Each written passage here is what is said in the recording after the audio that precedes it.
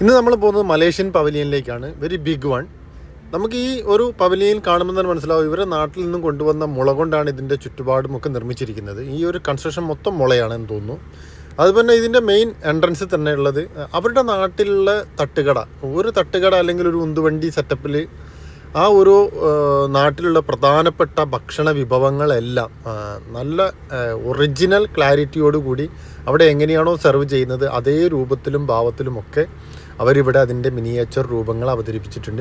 Not miniature, അതിൻ്റെ exact copy എന്തുകൊണ്ടാണോ plastic കൊണ്ടോ മറ്റോ നിർമ്മിച്ചതാണ് അത് ഇവരിവിടെ ഷോ ചെയ്ത് വെച്ചിട്ടുണ്ട്. ആ വണ്ടിയും ഉന്തുവണ്ടിയും എല്ലാം അതുപോലെ റീക്രിയേറ്റ് ചെയ്ത് വെച്ചിട്ടുണ്ട്.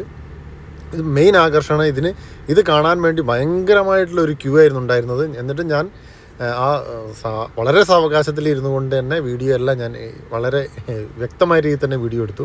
അത് കഴിഞ്ഞ് നമ്മൾ പോകുന്നത് ചെറിയൊരു ടണൽ പോലുള്ള സ്ഥലത്തേക്കാണ്. ഇതെല്ലാം ടച്ച് ഡിസ്പ്ലേ ആണ്. നമ്മൾക്ക് അവിടെ ടച്ച് ചെയ്തുകൊണ്ട്, ഈ ഡിസ്പ്ലേയിൽ ടച്ച് ചെയ്തുകൊണ്ട് നമുക്ക് ആ ഒരു പ്രദേശത്തെ കാര്യങ്ങളെല്ലാം മനസ്സിലാക്കാൻ കഴിയും. ഈ ലെഫ്റ്റ് സൈഡിലുള്ളത്.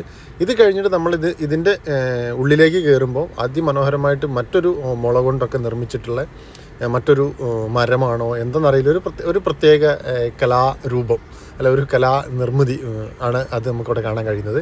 അത് കഴിഞ്ഞിട്ട് പിന്നെ ഉള്ളിൽ ഫുള്ള് ഒരുപാട് ഡിസ്പ്ലേകൾ, അവരുടെ വളർച്ച, രാജ്യത്തിൻ്റെ വളർച്ച, അങ്ങനത്തെ കാര്യങ്ങളെല്ലാം ഇവിടെയും മറ്റൊരു ടച്ച് ഡിസ്പ്ലേ കാണാം. അതിൽ നമുക്ക് ടച്ച് ചെയ്തിട്ട് വിവരങ്ങളെല്ലാം ഗ്യാദർ ചെയ്യാൻ പറ്റും.